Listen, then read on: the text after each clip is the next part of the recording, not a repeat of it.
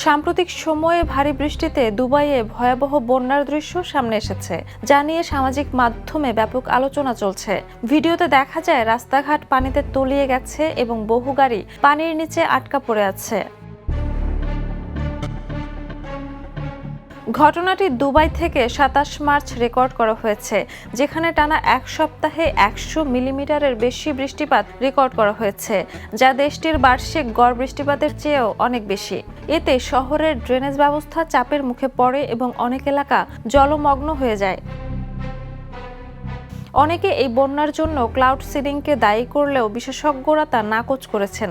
তারা বলেছেন প্রাকৃতিক শক্তিশালী ঝড়ই এর মূল কারণ। তবে মরুভূমির বালু ড্রেন বন্ধ করে দেওয়ায় পরিস্থিতি আরও খারাপ হয়েছে। এই ঘটনা আবারও দেখিয়েছে দ্রুত নগরায়নের মধ্যেও চরম আবহাওয়ার সঙ্গে খাপ খাইয়ে নিতে অবকাঠামো উন্নয়ন কতটা জরুরি। Jhuma Mridha, the news.